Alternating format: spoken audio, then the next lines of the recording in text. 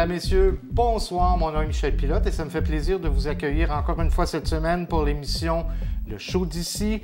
L'émission, vous le savez maintenant, où on rencontre des gens de notre communauté, des gens des secteurs Buckingham, Masson-Angers, l'Ange Gardien, des gens qui sont parfois un peu devant la scène, d'autres qui sont un petit peu derrière la scène, mais des gens qui ont tous des passions et qui ont plein de choses à nous faire découvrir.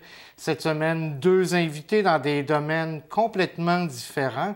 On commence tout de suite avec Anne Mercier, la directrice générale de la Fondation Santé de Papineau. Bonsoir, Anne. Bonsoir. Évidemment, on va parler de la Fondation un petit peu plus tard dans l'émission. Il y a plein d'activités qui s'en viennent. Oui. Mais on a envie, encore une fois, de découvrir la femme derrière la directrice générale.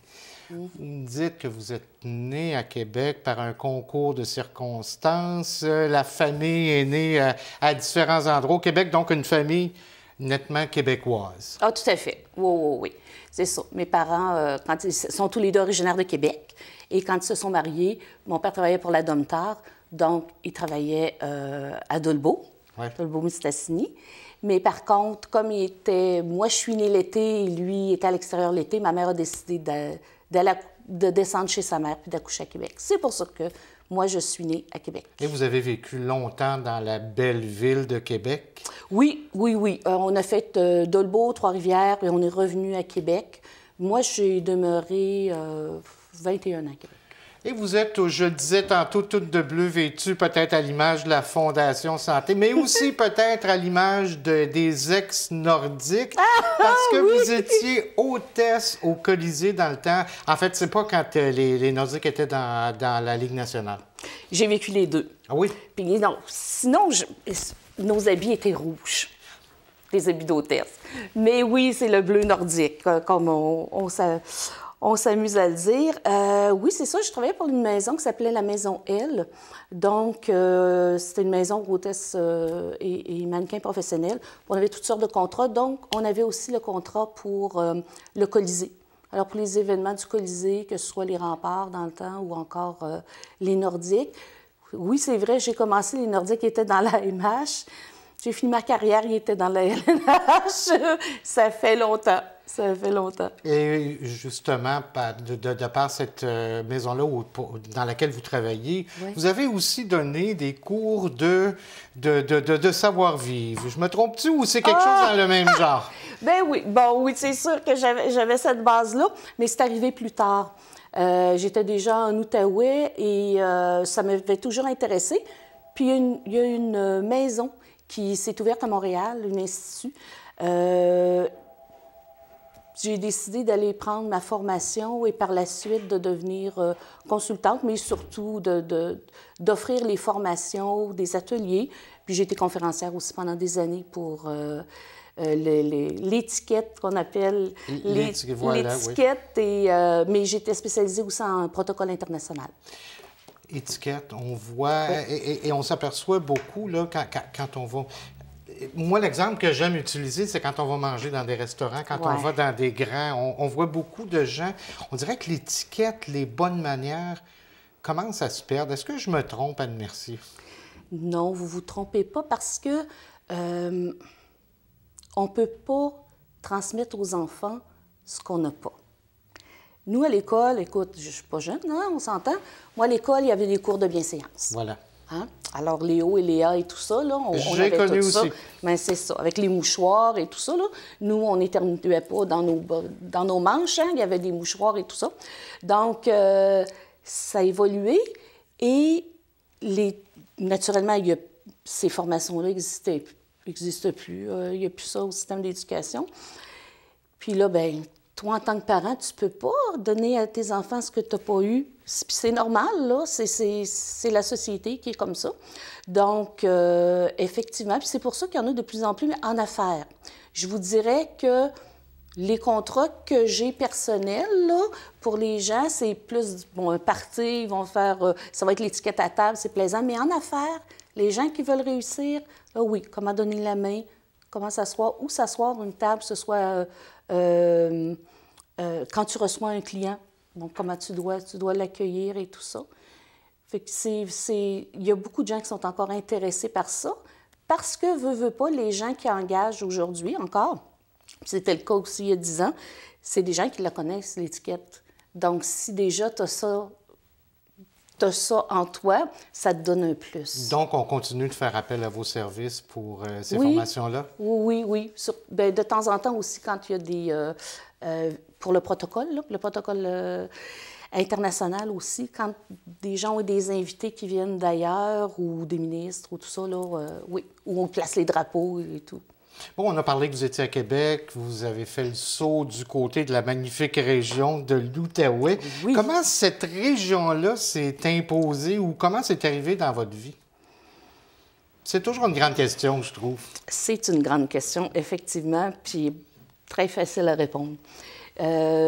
J'étais mariée dans ce temps-là et mon conjoint, il n'y avait pas beaucoup, en 83, il n'y avait pas beaucoup de travail à Québec au niveau de la foresterie. Mon père était en foresterie, était déménagé ici en 82. Et en 83, mon conjoint est venu s'installer ici pour voir qu'est-ce qu'il pourrait trouver. Puis finalement, il m'a appelé un jour, puis il dit, bon, moi, il dit, j'ai 3 choix. Il m'a donné les villes. Moi, je travaillais pour une multinationale américaine à ce moment-là. Donc, j'ai téléphoné au bureau chef. Je dis, OK, dans quelle ville on peut me poster? Ça s'est fait comme ça. Et voilà. Et vous avez tellement aimé la région que j'ai... vous l'avez adoptée. Et quelques années plus tard, là, je fais le saut jusqu'en 1999 où vous décidez de vous lancer en politique municipale. Oui. Je n'avais jamais eu l'idée. Et à ce moment-là, j'étais à la CDC Rond-Point. Et il y a des gens qui m'ont approché, des gens d'affaires, me diront, on aimerait ça que tu te présentes. C'est sûr que ça faisait des années, j'avais travaillé aussi pour les centres de femmes, tout ça, ça faisait des années que j'étais impliquée dans ma communauté. J'ai fait, pourquoi pas, avec l'idée de faire avancer des choses au niveau du communautaire et tout. Puis finalement, oui, j'ai fait le saut, j'ai été élue, j'ai énormément aimé l'expérience. J'en retire du positif. Ça a été très, très, très difficile à ce moment-là parce que si on m'avait dit « va en politique, mais ta dernière résolution, ça va être de fermer une ville, la ville que tu aimes », je sais pas. Hein? Je sais pas. Je l'aurais pas fait, probablement. Mais en même temps, j'aurais passé à côté de quelque chose. Est-ce qu'on sentait en 1999 que les villes allaient être fusionnées? Est-ce que c'était un vent qui soufflait dans la population? Pas du tout. C'est arrivé... C'est une décision politique. C'est une décision provinciale. Alors, c'est arrivé comme ça. On n'a rien pu faire. Vous avez continué tout de même à vous impliquer dans votre milieu, entre autres. Vous avez été longtemps. Pendant combien d'années vous avez été au regroupement des gens d'affaires de la Basse-Lièvre comme directrice générale? 5 ans. 5 ans. 5 ans, oui. Et un beau jour, c'est sûr que ce qu'on vise à ce moment-là, c'est la revitalisation, entre autres, de la rue principale. Vous avez donné... Beaucoup de travail dans ça, beaucoup de sueur, beaucoup de passion là-dedans. De passion, et de tout. C'était pas facile. Gérer une rue principale qui n'a pas de structure. Dans d'autres villes, les rues sont comme en corporation. Alors, ils ont les mêmes heures d'ouverture, les gens se tiennent et tout ça. Je ne dis pas que les gens ne se tiennent pas ici, c'est pas ça que je veux dire, mais il y a un certain cadre. Ici, tu n'as pas de cadre. Alors, s'il y en a un qui décide d'ouvrir tel... Puis quelqu'un on essaie d'avoir des habitudes d'achat. Alors, on veut amener les gens... On veut qu'ils se promènent, on veut qu'ils bénéficient de ça, mais si à un moment donné, un est fermé, l'autre non, c'est un petit peu plus difficile. Puis, on le sait, on a essayé plusieurs fois de fermer la rue, de faire on a eu des belles initiatives, mais c'est pas la volonté de tous là, de faire ça, là. Et maintenant, vous êtes, on le disait tantôt, avec à l'hôpital, la Fondation Santé de Papineau, une nouvelle passion. Comment vous vous retrouvez? Qu'est-ce que ça vous fait vivre, justement, de vous impliquer de cette fondation-là en tant que directrice générale? C'est parti du RGABL. Oui. La fondation, pour la course de canard, il avait approché la RGABL pour qu'on soit ensemble, pour faire des activités. Puis Puis pour moi, c'était de l'animation de rue, alors c'était parfait. Puis finalement, les subventions au niveau du RGABL, là, c'est toujours, année après année, c'est toujours difficile. Tu signes peut-être pour 5 ans, mais on arrivait pour renouveler, puis là, ils me disaient qu'on ne renouvellerait pas. Puis il y avait un poste qui a ouvert. C'est la Fondation qui sont venus me chercher, qui ont demandé à ce que...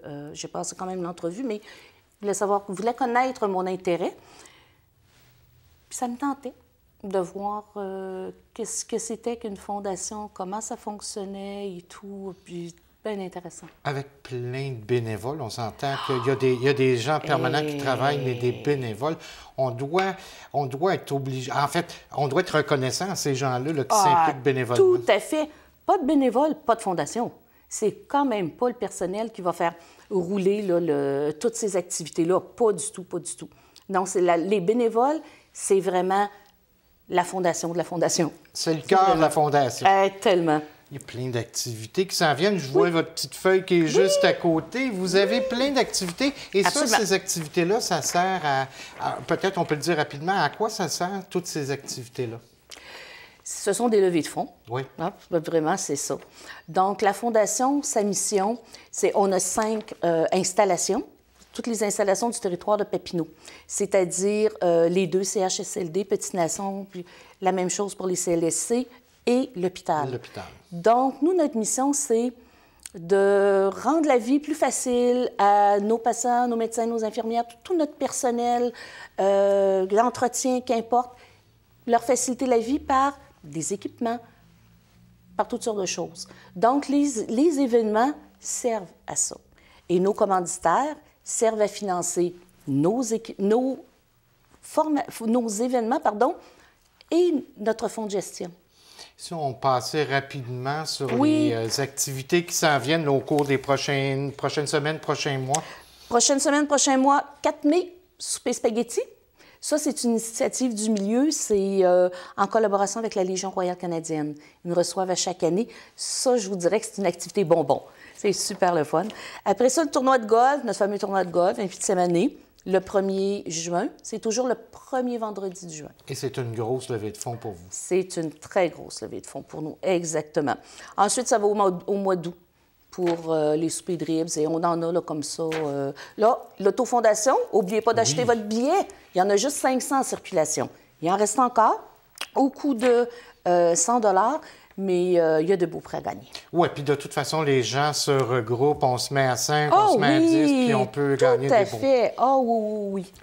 Donc, les projets qui continuent de fusionner dans la tête de Anne Mercier et de la Fondation Santé Papineau. Je vous remercie infiniment, Anne, d'être venue nous rencontrer. Puis, je vais vous souhaiter une bonne continuité, évidemment, avec la Fondation Santé Papineau. On suit vos activités. D'ailleurs, on peut vous suivre là, sur votre page Internet, page Facebook. Voilà. Bien, merci infiniment. Merci. Alors, on va retrouver notre prochain invité, Hugo Parisien, dans quelques secondes.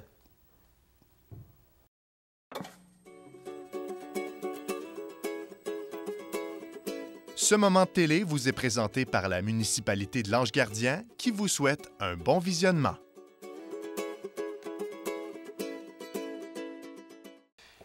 Je suis pas trop sûr comment je devrais présenter mon prochain invité, comme directeur général, comme animateur, comme...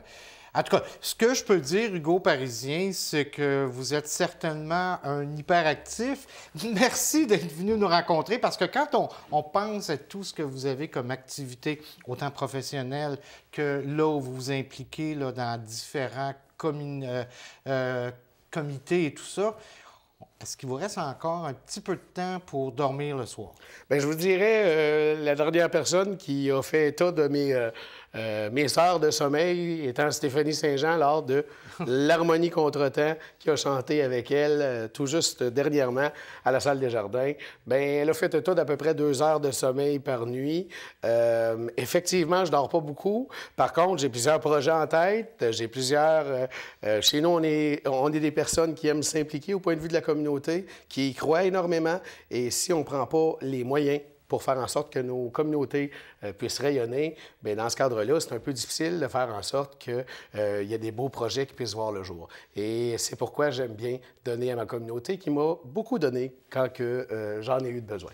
On revient dans le temps, on revient à la petite enfance, on revient à la famille. Là, vous êtes du secteur de Masson, avec un papa qui a été impliqué, là, votre père Maurice Parisien, qui a été impliqué lui aussi longtemps au niveau des syndicats. Bien, je vous dirais que mon grand-père était président syndical de... tout le monde va reconnaître la McLaren. C'est de même qu'on l'appelait, même dans la piscine chez nous. Mon papa était président syndical. Aujourd'hui, c'est peut-être pourquoi je suis directeur général de l'application d'un décret de convention collective, entre autres, parmi mes emplois professionnels. Mais effectivement, la démocratie, la racine qui fait en sorte qu'une communauté a le droit de s'exprimer, de s'expliquer.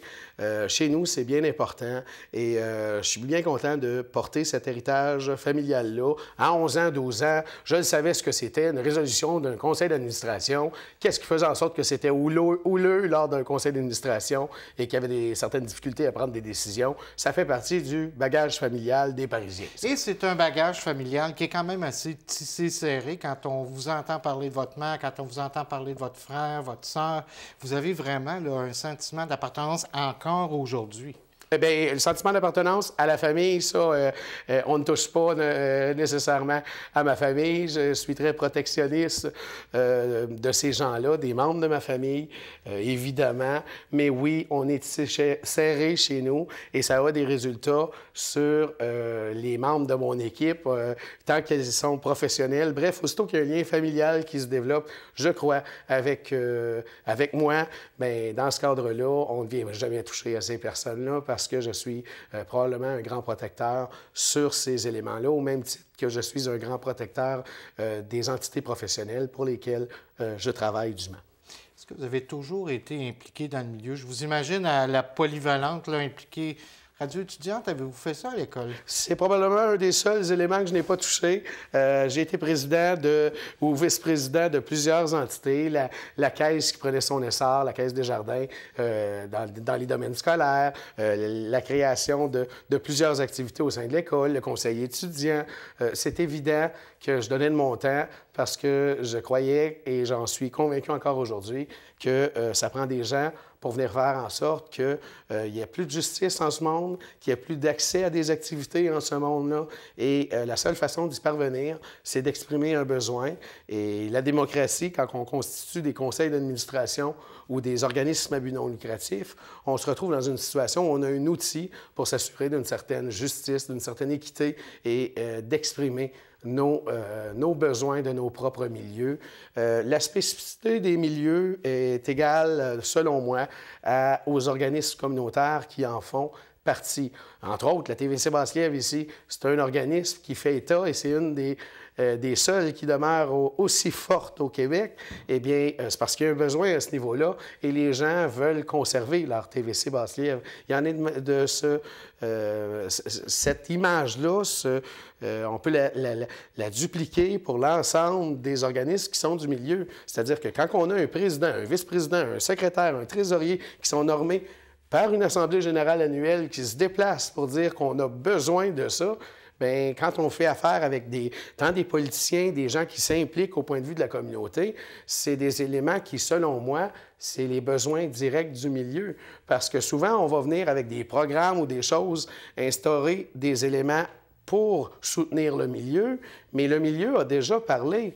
Je pense à des groupes ici, la Fondation Santé de Papineau, Mado Jeunes, c'est des groupes qui se sont instaurés au fil du temps et qui font en sorte que c'est le milieu qui a parlé, c'est le milieu qui s'est réuni, c'est les gens, à même leur salon, qui ont dit on a une lacune dans notre communauté, il faut la régler. Et je pense que la communauté de Buckingham, Masson, en fait, toute la Basse-Lièvre, je pense que c'est une communauté qui qui prêche un peu par l'exemple, en ce sens qu'on est quand même solide. Il y a encore le sentiment d'appartenance aux anciennes villes qui est ancré dans notre cœur ici. Hein? Bien, le côté de Masson, j'ai vécu jusqu'à 26 ans à Masson. C'est sûr qu'après ça, j'ai déménagé, mais je demeure dans la région encore aujourd'hui. Aujourd'hui, j'avais peut-être besoin puisque j'ai une présence publique souvent assez importante, j'ai besoin de m'éclipser en fin de journée. Je suis en campagne, au bord d'un lac, j'adore ça, mais je reste encore dans la région et je trouve ça important. Étant provenant de Masson, j'ai jamais oublié mes racines, c'est-à-dire que je défends toute organisation, toute entité qui vient de Masson ou qui couvre le territoire de Masson, parce que souvent, vu qu'on est tissé serré, comme vous le dites, on se retrouve dans une situation où les organisations de nos milieux vont toucher à la Basse-Lièvre au grand complet. Et je ne dis pas nécessairement qu'on a dû... je pense qu'on a dû apprendre avec le temps, parce qu'à l'époque, on n'avait pas des moyens impressionnants aussi forts qu'aujourd'hui, c'est-à-dire que, à part les gens qui se réunissaient en organisation communautaire pour avoir et répondre à des besoins, pour avoir des besoins et répondre à des besoins, on n'était pas dans cette situation-là où on avait une grande ville de Gatineau qui nous soutenait et tout ça. Et quand on regarde le portrait de la région, il faut être à l'écoute de ces besoins-là parce que, oui, il y a peut-être beaucoup plus d'organismes communautaires dans les extrémités d'un village tel que Gatineau, mais c'est tout simplement parce qu'on n'avait pas les outils, les taxes municipales en quantité massive pour pouvoir soutenir ces organisations-là. Quoi de plus beau que de voir un club optimiste qui, en fin de semaine, a remis au nom seul du club optimiste 93 plaques aux jeunes de la communauté. Je pense que ces jeunes-là qui sont là, non pas parce qu'ils sont de l'élite, mais parce qu'ils font état de persévérance scolaire, bien, c'est un besoin du milieu. On s'est dit, bien, oui, l'élite, là, on n'a pas besoin de l'encourager dans notre coin parce Elle est déjà encouragée. C'est les jeunes avec la persévérance scolaire et la motivation qu'on doit souligner. J'ai envie, vous en avez parlé tantôt, j'ai envie qu'on parle de Stéphanie Saint-Jean parce que dans tout son parcours à la voix il y a 2 ans, Hugo Parisien a été très présent et on peut presque dire qu'il y a une grosse partie du secteur de Buckingham, d'Hugo Parisien et du Carrefour culturel dans la victoire, j'ai presque envie de dire surprenante parce que tout le monde s'attendait à ce que ce soit Travis qui remporte cette année-là. Vous avez eu la chance, vous la connaissiez d'ailleurs déjà depuis un bout de temps. Comment la relation a changé ou est-ce que Stéphanie comme telle a changé depuis cette victoire-là? Bien, je vous dirais, premièrement, là, je vais prendre ce qui m'appartient. Et ce qui ne m'appartient pas, je vais le laisser aux autres. Stéphanie a fait un coup extraordinaire. S'il y a quelqu'un qui a gagné la voix, c'est Stéphanie seule. Et je crois que, selon moi, Stéphanie a gagné la voix par sa performance bien précise d'un soir où elle a eu 93 des votes du public et où elle a chanté avec une chorale et c'était au Happy Day. L'estacade, Hugo Parisien ou le milieu n'a rien à voir avec ces choix musicaux-là et ces éléments-là. On était doués pour y arriver là. Par contre, j'ai donné certains soutiens à Stéphanie au moment où elle en avait de besoin. Il y a plusieurs éléments qui ont déboulé.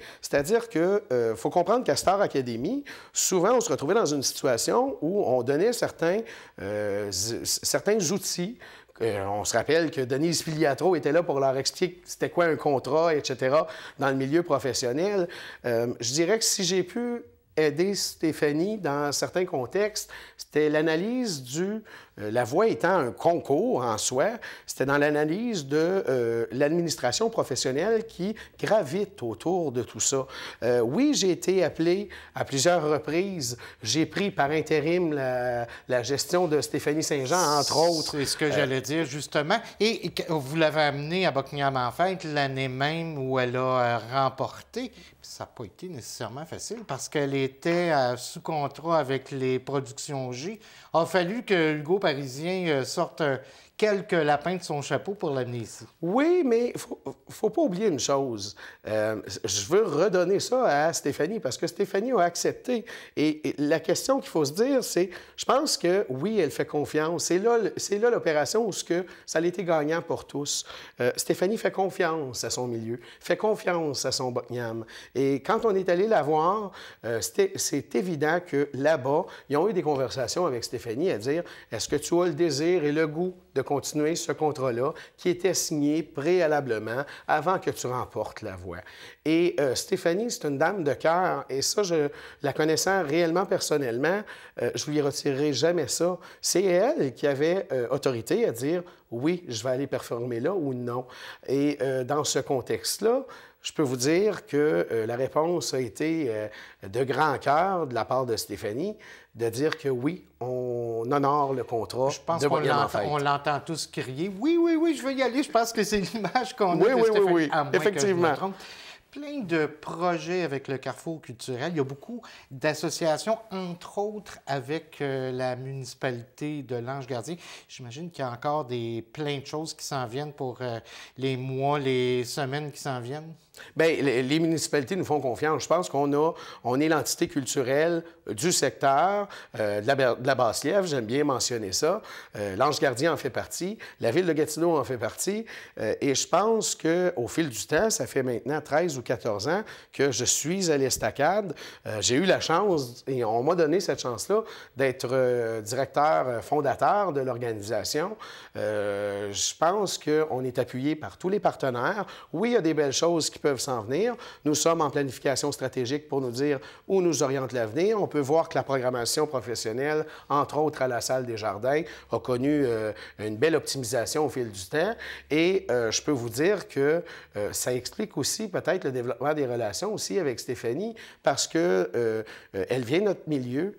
On est fiers de notre Stéphanie, mais quand arrivent des éléments où elle nous le rend bien, c'est-à-dire que quand arrivent certaines problématiques comme ce qu'on a connu là, c'est-à-dire de prendre l'intérim de la gestion de la carrière de Steph, là, je me ferais chicaner par Stéphanie si je l'appellerais Stéphanie là, devant elle, mais de Steph, on se retrouve dans la situation où elle fait confiance à son milieu et je me disais, quand elle m'a appelé, pour avoir un certain soutien.